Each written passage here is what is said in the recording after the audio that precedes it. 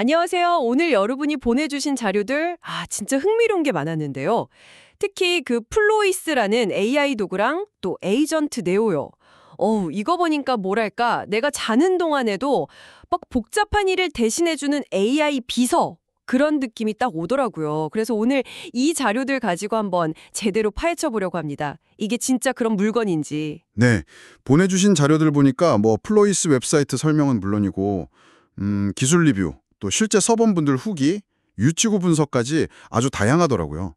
저희 목표는 이걸 다 종합해서 플로이스가 말하는 그 AI 창작 작업 공간 있잖아요. 그리고 특히 그 에이전트 네오, 그 자율성이라는 게 진짜 뭔지, 왜 이렇게 주목받는지, 그 핵심을 좀 명확히 파악해보는 거죠. 좋습니다. 그럼 바로 시작해 보죠. 제가 처음 딱 보고 느낀 건요. 이게 그냥 채팅하는 그런 게 아니라 무슨 시각적인 캔버스 위에서 AI랑 뭘 한다는 점이었어요. 웹사이트에서도 대화 말고 창작을 시작하라 뭐 이런 문구가 있던데 이 캔버스라는 게 구체적으로 뭐가 좋은 걸까요? 네. 그 시각적 캔버스가 말씀하신 대로 핵심인데 이게 지식 정원, 날리지 가든이라는 개념하고 바로 연결이 돼요. 자료들을 보면 AI가 그냥 뭐 물어보면 답하고 이게 아니라 여러분이 갖고 계신 문서나 메모, 뭐 링크 같은 거 있잖아요. 그런 기존 자료들을 AI가 스스로 이렇게 연결하고 구조화한다는 거예요. 스스로요? 네. 이게 왜 중요하냐면 AI가 여러분의 그 작업 맥락, 여러분 고유의 어떤 지식을 이해하게 되는 거죠. 그걸 기반으로 결과물을 만드니까 리뷰에서도 보니까 단순 정보 검색 넘어서 진짜 내 프로젝트에 딱 맞는 결과물 얻는 데 도움이 된다 이런 평가가 있더라고요. 와, 내 자료를 얘가 알아서 배우고 활용한다고요? 흥미롭네요. 그럼 여기서 이제 에이전트 네오 얘기가 나오는 거죠? 그 세계 최초의 무한 AI 에이전트. 와, 수식어가 엄청나던데요? 뭐 무한 단계, 뭐 무한 컨텍스트, 무한 도구. 약간 좀 마케팅 용어 같기도 하고 자료들 쭉 보시니까 어떤 게 진짜 차별점이라고 보세요? 네, 그 무한이란 말 때문에 좀 과장처럼 들릴 수도 있는데 제가 볼 땐 핵심은 자율성이랑 기억력인 것 같아요.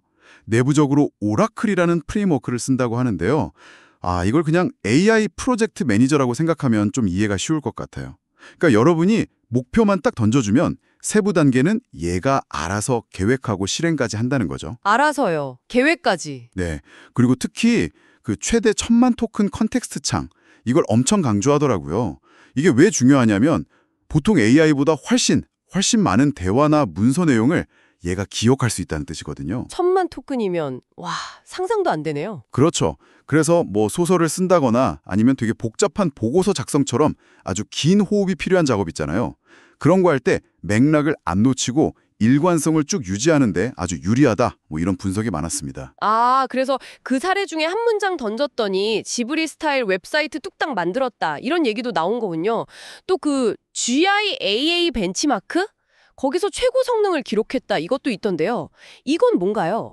GA의 이게 그냥 뭐 언어 능력 테스트 이런 게 아니고요. 실제로 여러 단계를 거쳐야 풀 수 있는 좀 복잡한 현실 세계 문제들 있잖아요. 그런 걸 AI 에이전트가 얼마나 잘 자율적으로 수행하는지 측정하는 거예요. 여기서 최고점을 받았다는 건 단순히 뭐 대답만 잘하는 걸 넘어서 실제로 복잡하고 좀 장기적인 목표들, 예를 들면 뭐 요구사항 맞춰서 코딩하고 디버깅하고 아니면 시장 조사에서 보고서 쓰고 이런 거요. 이런 걸 자율적으로 달성하는 능력이 진짜 뛰어나다. 뭐 이렇게 볼 수 있는 거죠. 리뷰에서도 이런 실행력에 대한 기대가 크더라고요. 그렇군요. 실행력. 아까 그 인터페이스 얘기도 다시 좀 해보면요. 사용자 후기 중에 그게 되게 인상 깊었어요. 챗봇이랑 나눴던 대화 기록 막 뒤지는 그 고통에서 벗어나서 무한한 캔버스에 생각을 쫙 펼치는 느낌이다. 이런 말이요. 이게 선형적인 대화창이 아니고 멀티스레드 캔버스 방식이라고 했는데 그럼 실제 작업할 때 이게 어떻게 다른 경험을 줄까요? 그 후기가 진짜 핵심을 딱 짚은 것 같아요. 네, 기존 챗봇처럼 그냥 대화가 쭉 아래로만 내려가는 게 아니고요. 캔버스 위에다가 여러 개의 대화나 아니면 작업 갈래들 있잖아요. 이걸 동시에 쫙 펼쳐놓고 눈으로 보면서 관리할 수 있다는 거죠.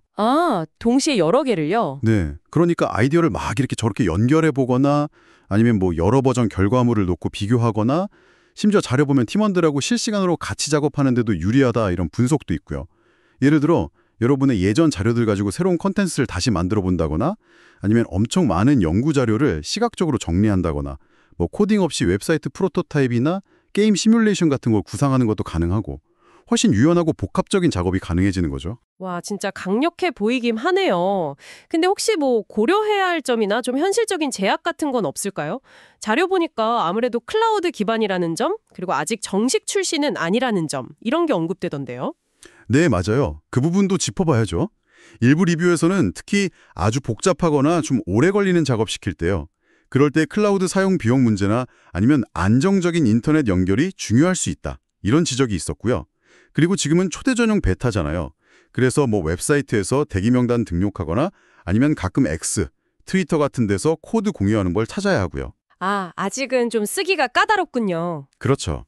월 한 19.9달러 정도 이런 가격 정보도 언급은 되는데 이것도 뭐 아직 베타니까 최종 가격은 좀 지켜봐야 할 것 같습니다. 그렇군요. 그럼 정리를 좀 해보면 이 플로이스랑 에이전트 네오는 단순히 그냥 똑똑한 AI 이걸 넘어서는 거네요. 여러분의 그 지식 기반 위에서 자율적으로 복잡하고 긴 프로젝트를 수행하는 AI 파트너를 지향한다. 그것도 아주 독특한 시각적인 캔버스라는 인터페이스 위에서요. 네, 정확합니다. 그냥 시키는 일만 하는 도구가 아니라 사용자의 의도랑 맥락을 좀 깊이 이해하고 스스로 목표를 향해 나아가는 존재. 이걸 목표로 하는 것 같아요. 그래서 마지막으로 여러분께 이런 질문을 한번 던져보고 싶어요. 만약에요, AI가 여러분의 아주 세세한 지시가 없어도 여러분의 자료나 맥락을 바탕으로 복잡한 작업을 밤낮 없이 자율적으로 계속 수행할 수 있다면 여러분의 가장 중요하고 깊이 있는 작업 방식 혹은 뭐 창의적인 프로젝트를 구상하고 실행하는 그 방식 자체가 어떻게 근본적으로 달라질 수 있을까요? 여러분이라면 이 무한 에이전트에게 어떤 좀 장기적인 목표를 한번 맡겨보고 싶으신가요? 한번 곱씹어 볼 만한 질문인 것 같습니다.